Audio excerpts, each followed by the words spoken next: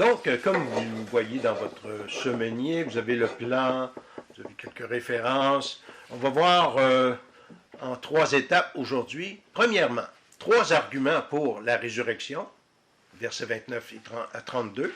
Ensuite, une mise en garde, verset 33, et une exhortation, verset 34. Et mon titre, c'est « La réalité et l'importance de la résurrection ».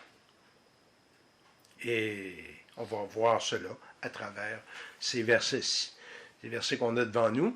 Premièrement, 3 arguments que Paul utilise pour dire aux Corinthiens que la résurrection, c'est important. C'est important. Et c'est une doctrine qui correspond à la réalité de l'enseignement biblique. Premier argument, le baptême pour les morts. Verset 29.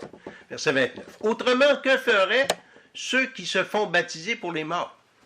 Quand il dit autrement, là, bon, c'est sûr qu'il fait le lien avec ce qu'il a dit au verset 14. Si Christ n'est pas ressuscité, notre prédication est vaine. Et bon, donc, si Christ n'est pas ressuscité, que feraient ceux qui se font baptiser pour les morts? Si les morts ne ressuscitent absolument pas, pourquoi se font-ils baptiser pour eux? Bon, que veut dire ce baptême pour les morts? On ne pratique pas ça dans notre Église, dans nos églises. Et bon, certains groupements pratiquent cela. Mais dans l'Église primitive, alors que Paul parlait, alors que Paul écrivait aux Corinthiens, est-ce que c'était une pratique, se faire baptiser pour les morts? Mais là, on se pose toute la question, qu'est-ce que c'est baptême pour les morts? Bon.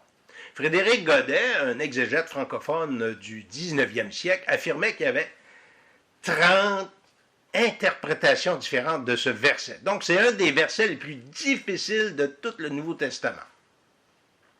Plus tard, Gordon Fee, qui est un spécialiste de l'Épître aux Corinthiens, lui, il en recensait 40 interprétations différentes de ce verset-là. Qu'est-ce que ça veut dire, le baptême pour les morts? Donc, on ne prétendra pas donner une explication absolue ce matin. Par contre, on va essayer de dégager ce dont on peut être sûr. OK? Parce qu'on ignore un peu ce que c'était cette pratique. Même les autres écrits de ce temps, les écrits historiques, n'en font référence un peu, ici et là, mais ce n'est pas unanime dans les documents anciens. Et là, c'est la beauté de la prédication de type textuel ou par exposition. Parce qu'on serait bien tenté, si le prédicateur, à chaque dimanche, doit choisir ses propres versets favoris, d'éviter ce verset-là et de passer à quelque chose de plus facile. Mais on fait la prédication par exposition de manière suivie, un chapitre, un verset après l'autre, et là, on tombe sur ce verset-là. Bon, on est obligé de se pencher sur ce verset et d'essayer de vraiment le situer et de l'expliquer du mieux qu'on peut. Bon. Pasteur Guillaume Bourrin, dans un podcast sur le bon combat, regroupe toutes ces interprétations différentes sous 4 différents thèmes. OK? En 4 approches différentes. Premièrement, le baptême pour les morts désignerait les candidats au baptême. Ceux qui se vont baptiser parce qu'ils sont morts au péché, comme chaque croyant veut exprimer sa mort au péché, sa mort à lui-même par le baptême. Bon, c'est une approche qui a été suggérée. Le baptême pour les morts désignerait, deuxièmement, aussi les martyrs qui sont morts en témoignage pour Jésus-Christ. Donc, ceux qui se font baptiser dans la souffrance, comme Jésus a à un moment donné mentionné aux disciples, vous allez pouvoir, vous allez devoir être baptisés d'un baptême de souffrance. Hein? Il y a un passage qui parle du baptême comme un martyr, hein, être immergé dans la souffrance. Bon, c'est une autre approche qui est donnée pour expliquer ce verset. Ou encore, le baptême pour les morts, troisièmement, désigne une purification rituelle. Mais il y a des problèmes linguistiques, hein, parce que de l'hébreu, où on avait plusieurs rituels, et jusqu'au grec, traduire ça en grec, il y aurait des difficultés linguistiques, et bon, c'est pas une approche qu'on retient. Le baptême aussi peut vouloir dire, le baptême pour les morts, un baptême par procuration. OK? Donc, en lien, autrement dit, il y a des gens qui, soit qui venaient de se convertir, mais qui étaient très malades, puis ils ne pouvaient pas se faire baptiser, mais ils demandaient à un de leurs amis chrétiens de se faire baptiser pour lui, quand il sera mort. Ou encore des chrétiens qui voyaient tellement d'importance au baptême qu'ils se disaient hey, « je vais me faire baptiser pour mon grand-père, ma grand-mère qui sont morts, qui n'étaient pas chrétiens. » OK. C'est une approche qui est devenue très populaire au début, dans les premiers siècles, mais c'est pas, ça ne reflète pas l'enseignement biblique où on voit que le baptême n'est pas la purification du cœur, ne donne pas le salut. Hein? Le baptême est simplement le témoignage externe de l'expérience interne de la foi. Bon.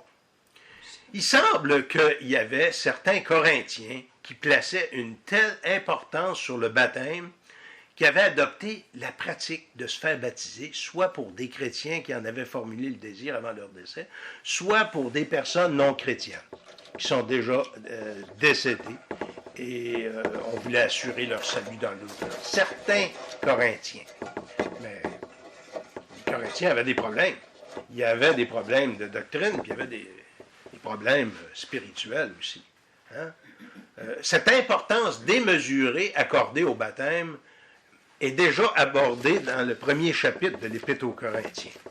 Hein? Il dit au chapitre 1, versets 13 à 17, « Christ est-il divisé? Paul a-t-il été crucifié pour vous? Ou est-ce que, au nom de Paul que vous avez été baptisé? Je rends grâce à Dieu de ce que je n'ai baptisé aucun de vous, excepté Crispus et Gaius, afin que personne ne dise que vous avez été baptisé en mon nom. J'ai encore baptisé la famille de Stéphanas. Du reste, je ne sache pas que j'ai baptisé quelque autre personne. Ce n'est pas pour baptiser que Christ m'a envoyé, c'est pour annoncer l'Évangile, et cela sans la sagesse du langage, afin que la croix de Christ ne soit pas rendue vaine. Paul ne minimise pas ici, dans ce premier chapitre, l'importance du baptême chrétien, mais il met en garde les Corinthiens qui tendaient, en tout cas plusieurs, tendaient à placer une importance démesurée dans la pratique du baptême. Hein? Et donc, c'est pas surprenant que si ça fait référence, si le baptême pour les morts ici fait référence à cet aspect démesuré, cet accent démesuré sur le baptême au point de vouloir se faire baptiser pour des morts. Bon, je dis bien si c'est cela, parce que on n'est pas certain. Ce baptême pour les morts est fautif pour plusieurs raisons. Si c'est cette approche qu'ils ont adoptée, que certains parmi les Corinthiens ont adoptée. C'est fautif parce que c'est le croyant qui doit être baptisé lui-même et non pas se faire baptiser quelqu'un d'autre pour lui. Et c'est pas utile parce que c'est pas le baptême qui sauve, c'est la foi en Christ. Si on se fait baptiser pour le salut d'un incroyant dans l'au-delà, c'est fautif. Parce qu'après, d'après l'enseignement biblique, il n'y a pas d'espoir de salut pour un non-croyant après la mort. Hein? Il est réservé aux hommes de mourir une seule fois, après quoi vient le jugement. On voit avec l'enseignement du riche et de Lazare que lorsqu'ils sont morts, c'est spécifié dans l'Évangile qu'ils ne peuvent pas changer d'un état à un autre. La personne qui est perdue, qui est condamnée, elle ne peut pas aller dans le paradis et vice-versa.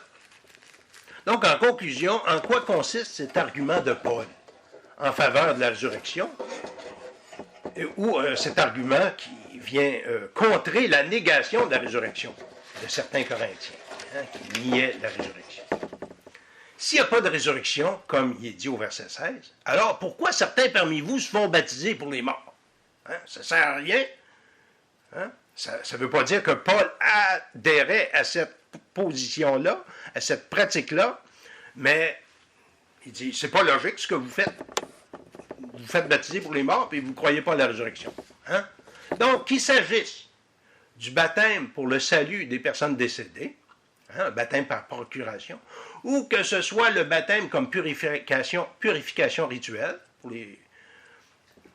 pour des morts, ou encore qu'on parle de martyrs, ou qu'on parle de baptême de ceux qui veulent mourir au péché, comme tous les chrétiens se font baptiser parce qu'ils ont ce désir de mourir au péché, ben, si les morts ne ressuscitent pas, tout cela ne sert de rien. Vous êtes incohérents, hein, il parle aux Corinthiens, vous êtes incohérents si vous vous faites baptiser ou si vous donnez votre vie comme martyr, c'est incohérent si vous ne croyez pas à la résurrection. Hein? Deuxième argument, versets 30 à 32. Et nous, pourquoi sommes-nous à toute heure en péril? Chaque jour, je suis exposé à la mort, je l'atteste, frère, par la gloire dont vous êtes pour moi le sujet, en Jésus-Christ notre Seigneur. Si c'est dans des vues humaines que j'ai combattu contre les bêtes à Éphèse, quel avantage cela en revient-il? Hein? Donc, deuxièmement, si les morts ne ressuscitent pas, les périls et les menaces de la vie chrétienne sont inutiles. Hein? On voit dans le livre des Actes et dans d'autres épîtres les périls auxquels Paul a dû faire face. Hein? 1 Corinthiens 4, 9 à 13. 9 à 13. Car Dieu, ce me semble, a fait de nous, apôtres, les derniers des hommes, des condamnés à mort en quelque sorte, puisque nous avons été en spectacle au monde, aux anges et aux hommes. Nous sommes fous à cause de Christ, mais vous, vous êtes sages en Christ. Nous sommes faibles et vous êtes forts. Vous êtes honorés et nous sommes méprisés. Jusqu'à cette heure, nous souffrons de la faim, la soif, la nudité. Nous sommes maltraités, errants, ça et là. Nous nous fatiguons à travailler de nos propres mains, injuriés, nous bénissons, persécutés, nous supportons. Calomniés, nous parlons avec bonté. Nous sommes devenus comme les balayures du monde. Les rebuts de tous jusqu'à maintenant.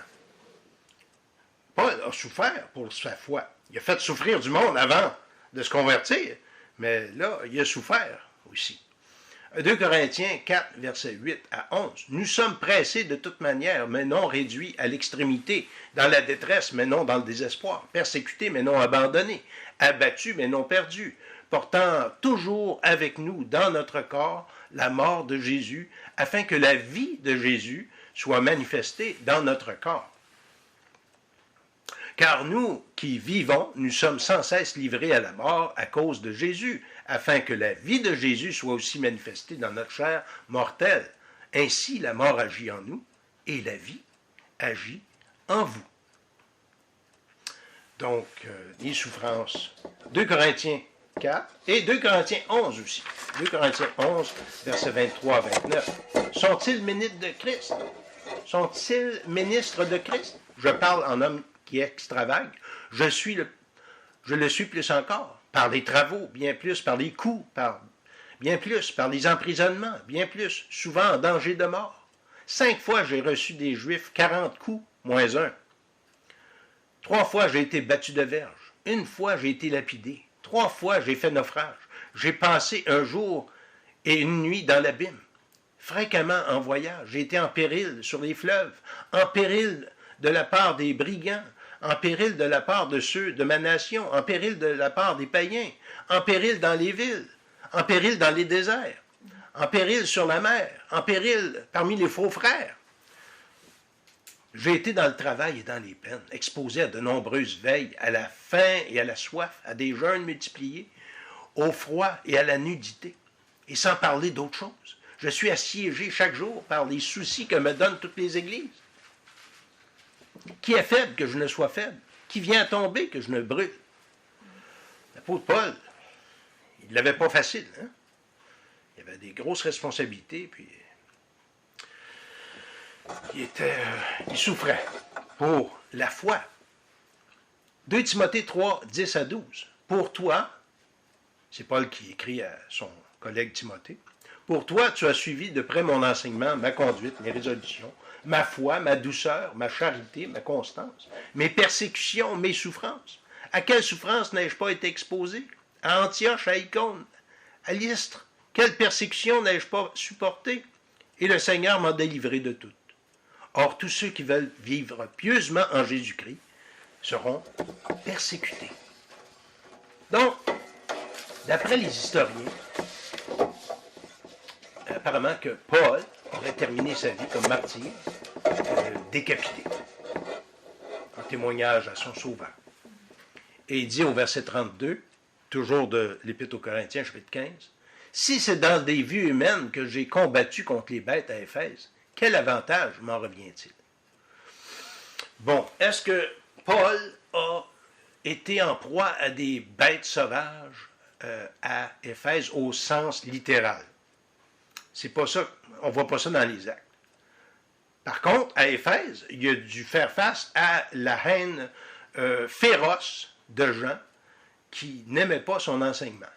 Donc, il semble que la façon la plus plausible de comprendre ce verset, c'est une façon imagée que Paul avait. Si Paul avait fait face à des animaux sauvages et féroces, littéralement, il n'aurait pas survécu. Hein, il n'était pas un homme costaud. Et puisqu'il était un citoyen romain, hein, si on dit « Ah, il a été jeté au lion », la loi romaine n'aurait pas permis qu'il soit jeté au lion. Quand Paul parle de bêtes, il prend cette image de férocité pour parler des personnes qui l'ont harcelé. Il est dit dans Acte 19 hein, que, à cause qu'il prêchait la bonne parole, la vérité, les gens se sont montés. Il y avait toute une foule à Éphèse qui adorait la déesse Diane, et il y avait tout un commerce là, de simulacres et en fait, de statues et de toutes sortes de babioles religieuses pour la déesse Diane ou la déesse Artémis, si on utilise le nom en grec. Hein? Et il y avait une émeute, là, et sa vie était mise en péril, comme on le voit dans ce chapitre, Acte 19, 23 à 41. On n'a pas le temps d'y tourner. La foule se comportait comme des bêtes. Non seulement Paul, mais les chrétiens de tous les âges, de toutes les époques, ont dû subir des persécutions. Quelques exemples à travers l'histoire de l'Église. Au 1er siècle, on voit la persécution de l'Église de Jérusalem, Acte 8, 2 et suivant, avant la conversion de Paul. Le premier martyr de l'histoire chrétienne, Étienne, justement dans Acte 7, a été lapidé à Jérusalem en l'an 47, après la crucifixion de Jésus. Mais les premières persécutions de masse interviennent en l'an 64 à Rome, sous le règne de l'empereur Néron, hein, qui allumait des chrétiens, des femmes, des enfants, pour brûler et illuminer ses jardins. Et il avait accusé les chrétiens d'avoir, eux, incendié la ville, parce qu'il y a eu un feu. Mais il y a eu beaucoup d'autres. Hein? Je manque. OK. OK.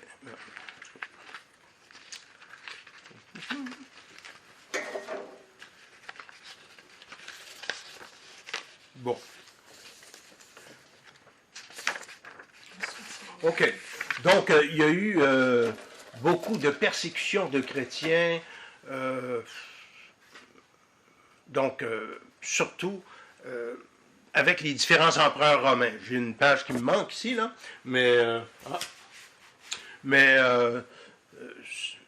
vraiment, les chrétiens, on dit que 4000 chrétiens ont dû laisser leur vie au 2e, 3e siècle, avec les persécutions, ils étaient jetés au lion, de différentes manières. Plus tard, à la Réforme protestante, il y a eu des persécutions qui se sont accentuées. La nuit de la Saint-Barthélemy, le 23 et 24 août 1572, on dit que de 30 000 à 100 000, entre 30 000 et 100 000 huguenots ont été mis à mort. Et c'était tout lié avec le mariage d'Henri IV, avec une catholique, etc. Bon. Un certain édit, l'édit de Nantes, accordait officiellement la liberté religieuse aux huguenots. Mais sous l'influence de l'Église catholique, Louis XIV a officialisé la persécution et a révoqué l'édit de Nantes en 1685. La répression a été sévère et il y a eu, on dit, 200 000 exilés, des gens, des huguenots qui se sont exilés de la France. On se demande pourquoi, en français, on n'a plus les sermons de Calvin et beaucoup d'écrits de Calvin ont été traduits en anglais. On les a presque au complet. Tandis qu'en français, on a des ruines, des morceaux, quelques sermons, parce qu'il y a eu un exil des protestants. Ils se sont réfugiés en Angleterre, en Nouvelle-Angleterre, en Nouvelle-France, en Afrique du Sud, à différents endroits. Et ces nations-là ont prospéré parce que ces protestants étaient inventifs. Ils étaient pour l'établissement d'universités, pour l'instruction, pour que tout le monde puisse comprendre la Bible et lire la Bible soi-même. Bon. Au 19e siècle, il y a eu les martyrs malgaches. Quand l'Évangile est arrivé au Madagascar, la reine était en furie contre les chrétiens et il y en avait plusieurs qui ont fait la file et on leur demandait « Veux-tu renier le Christ ?» ou le christianisme, le Christ, et on les jetait en bas de la falaise. Et est-ce que tu veux renier le Christ et garder ta religion ancestrale, hein, la religion de tes ancêtres, hein, l'animisme, tout ça? Non. Donc, il y a eu beaucoup de martyrs malgaches. Au 20e siècle, on dit que dans les 4 coins du monde, il y a eu plus de martyrs au 20e siècle que dans les 19 siècles qui ont précédé, dans les pays totalitaires. Et oui. Donc, si les morts ne ressuscitent pas, ces chrétiens sont morts pour rien. Et le dernier argument de Paul, verset 32, si les morts ne ressuscitent pas, mangeons et buvons, car demain nous mourrons. S'il n'y a pas de résurrection, nos souffrances servent à rien. S'il n'y a pas de résurrection, la discipline de la vie chrétienne est complètement inutile. Si les morts ne ressuscitent pas, mangeons, car demain nous mourrons. C'est une citation du prophète Ésaïe, chapitre 22, verset 13. Hein? Et ici, Paul est encore une fois ironique. Hein? Il veut pas dire, en fait, il n'y a pas de résurrection, donc demain, on va faire un festin. Non, non, c'était une ironie, une façon de parler pour montrer l'illogique, le caractère illogique de cette négation de la résurrection. J'aime bien le chanteur Jean-Pierre Ferland. Un de nos emblèmes de la chanson québécoise. Mais je trouve tellement dommage que dans son plus récent succès, Une chance qu'on sent, il chante les paroles suivantes. Le paradis, c'est ici. Il n'y a pas d'autre vie. S'il n'y a pas d'autre vie, il n'y a rien de mieux à faire qu'à profiter de la vie ici-bas, de se faire plaisir. Mangeons et buvons, car demain nous mourrons. La mort sera suivie. Donc, Paul, il n'est vraiment pas d'accord avec ça. La conclusion de Paul est tout autre. La mort sera suivie de la résurrection. Et on aura à rendre compte à Dieu. Hein? Comme il est dit dans Hébreux 9, 27, verset qu'on a mentionné tout à l'heure, il est réservé aux hommes de mourir une seule fois, après quoi vient le jugement. De même Christ, Hébreux 9, verset 28, de même Christ qui s'est offert une seule fois pour porter des péchés de plusieurs apparaîtra sans péché une seconde fois à ceux qui l'attendent pour leur salut. Un jour, on devra rendre compte à notre Créateur, le Créateur de notre vie. Et on va rendre compte de notre vie, de nos actions. C'est pourquoi Paul fait suivre ces propos-là d'une mise en garde et d'une exhortation. Ne vous y trompez pas, verset 33. Les mauvaises compagnies corrompent les bonnes mœurs. Paul met les Corinthiens en garde contre les sceptiques, ceux qui remettent en question cette pierre de touche de la foi chrétienne, la doctrine de la résurrection. Ne vous y trompez pas. Autrement dit, ne vous faites pas de fausses idées. Ce que je vous dis est vrai. C'est de la plus haute importance. Soyez assurés que les mauvaises compagnies corrompent les bonnes mœurs. Si vous tolérez parmi vous, dans votre Église, Paul parle ainsi aux Corinthiens, c'est ce qu'il veut communiquer. Si vous tolérez parmi vous, dans votre Église, des sceptiques, des gens qui remettent en question, qui nient cette doctrine fondamentale, vous allez tomber dans le même panneau. Vous vous engagez sur une plante glissante, où vous serez vous aussi entraîné. Paul cite un proverbe probablement bien connu à son époque, du poète Ménandre. Il utilise l'image de la corruption.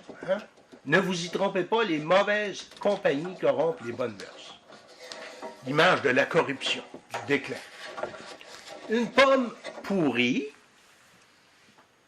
qu'est-ce qui arrive au bout d'une semaine dans votre frigidaire, là, si vous avez une pomme pourrie, les autres pommes vont être endommagées. Elles ne seront plus identiques. Elles vont commencer à pourrir aussi. Il faut cesser de s'associer. Dans notre vie d'Église, il faut cesser de s'associer à quelqu'un qui se dit chrétien et qui nie les vérités fondamentales de la foi. C'est ce qu'on appelle la discipline de l'Église. Il nous faut faire attention à ce que nous écoutons avec l'abondance de l'accès aux médias. On est en contact avec toutes sortes d'enseignements. Beaucoup de gens qui tiennent la Bible dans leurs mains. C'est des orateurs éloquents. Mais il faut gratter au-delà de la surface et voir quelle doctrine il enseigne. Il faut faire attention, donc, à ce qu'on lit, à ce qu'on entend, à ce qu'on écoute. Dans tellement de sites web différents, et on reçoit des invitations. Veux-tu être mon ami? Puis là, ça a l'air d'être un site chrétien, mais quand on gratte, on voit qu'il y a des choses qui ne sont vraiment pas bibliques, que ce soit que Jésus est revenu sous une forme humaine, ou une forme féminine même, ou bien d'autres choses. En tout cas. Donc, Paul fait une mise en garde contre la fausse doctrine. Et ces mises en garde, il y en a dans beaucoup de ces épîtres, les épîtres de Paul, de Jean, de Jude. Et finalement, il envoie une exhortation. Il communique une exhortation, verset 34. « Revenez à vous-même, comme il est convenable. Ne péchez point, car quelques-uns ne connaissent pas Dieu. Je le dis à votre honte. » Donc, une exhortation qui suppose trois choses. Premièrement, leur tolérance des personnes qui niaient la résurrection parmi eux découlait d'une léthargie spirituelle. Il y avait un problème spirituel. Revenez à vous-même, réveillez-vous. Cette léthargie spirituelle les amenait à cesser d'être vigilants sur le plan doctrinal et spirituel. Quand on commence à somnoler au volant, on s'en va sur la 417, sur une route ou sur un chemin de campagne, et qu'on commence à somnoler. Bon, c'est sûr, si on va à 30 km, c'est pas si pire, mais si on va à 110, 120 km, et on se met à somnoler, ça prend pas de temps que, on va prendre une débarque, on va avoir des surprises. Des mauvaises surprises. Les Corinthiens devaient sortir de leur somnolence, de leur léthargie, et revenir à eux-mêmes, revenir à des dispositions chrétiennes convenables. Comme il est dit ici. En fait, c'est le mot juste, en grec. Qu'est-ce qu'il dit? revenez à vous-même, comme il est convenable, hein, comme cela est juste. Hein. Deuxième élément ici que cette exhortation suppose, c'est que leur tolérance des personnes qui niaient la résurrection parmi eux était un péché. Hein? Il dit, ne péchez point. Hein? C'est un péché, ça, tolérer la fausse doctrine. Pourquoi? Parce que c'est une désobéissance face au commandement de Jésus de demeurer dans sa parole, de persévérer dans le message fondamental qui a été annoncé par Jésus et par ses apôtres. Ne pas faire attention à ce qui se passe dans l'Église, à ce qui est enseigné dans l'Église, c'est une preuve de laisser aller. Et souvent, ça laisse transparaître un désir de plaire aux hommes plutôt que de plaire à Dieu. Certains, quelquefois, n'aiment pas la confrontation. Et même chez les pasteurs, des fois, on préfère le laisser aller. Laisser aller les choses. Oh, ça va se régler tout seul. Oh, le Seigneur est souverain. Plutôt que d'aller voir quelqu'un et de lui parler en toute franchise d'un problème doctrinal. C'est la raison pour laquelle certaines églises sont sur une pente glissante. Parce qu'on refuse de confronter ceux qui enseignent des fausses doctrines ou qui les véhiculent. Hein? Paul en parle ailleurs aussi, dans 2 Timothée 4, 1 à 3. « Je t'en conjure devant Dieu et devant Jésus-Christ qui doit juger les vivants et les morts, au nom de son apparition et son royaume. Prêche la parole, insiste en toute occasion, favorable ou non, reprend, censure, exhorte, et avec toute douceur, et en instruisant, bien sûr, on utilise la douceur et le tact. Car il viendra un temps où les hommes ne supporteront pas la saine doctrine, mais ayant la démangeaison d'entendre des choses agréables, ils se donneront un foule de docteurs selon leurs propres désirs et détourneront l'oreille de la vérité, se tourneront vers les fables, vers les histoires, vers les récits qui ne sont pas fiables, qui ne collent pas à la réalité. Paul termine sa section en disant ce qui suit. Quelques-uns ne connaissent pas le Seigneur. Je le dis à votre honte. Quelqu'un qui nie la réalité de la résurrection, en général, et la résurrection de Jésus, en particulier, ne connaît pas le vrai Dieu. Connaître Dieu, c'est pas simplement croire à l'existence d'une divinité, d'un être suprême, une cause première. Connaître Dieu, c'est être en relation personnelle avec le Dieu de la révélation, le Dieu créateur, le Dieu rédempteur, Dieu le Père, Fils, Saint-Esprit, hein? Le Père qui a envoyé son Fils et accomplir l'œuvre de la rédemption, attestée dans les Écritures. Et dans Jérémie, chapitre 9, il est dit « Ainsi parle l'Éternel ». 9, 23.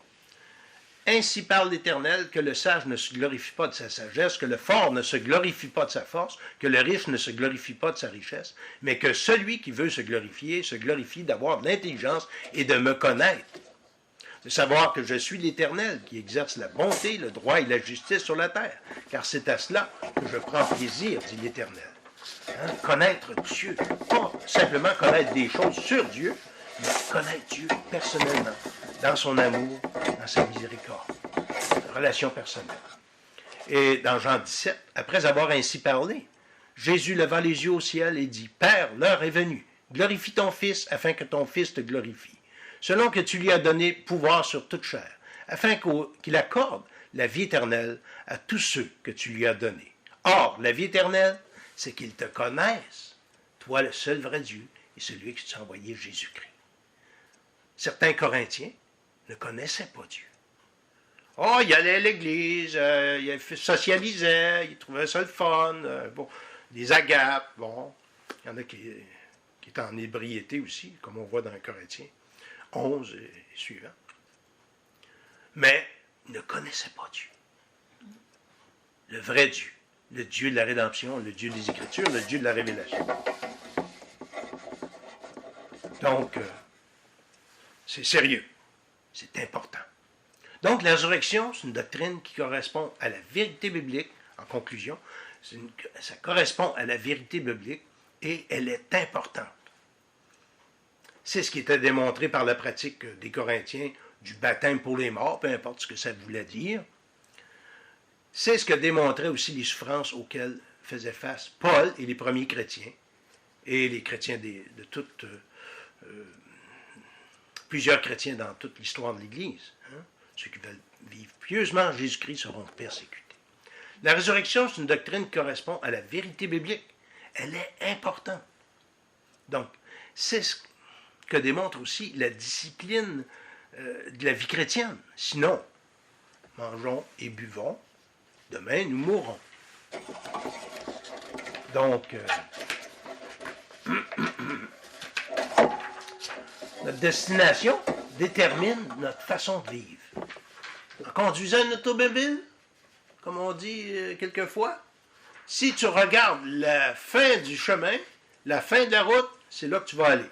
Si tu regardes, si tu te concentres sur le fossé, c'est là que tu vas aller aussi. Hein? Si on fixe notre attention à quelque part, c'est là que ça détermine notre destination. Il faut garder nos yeux sur la glorieuse espérance de la résurrection.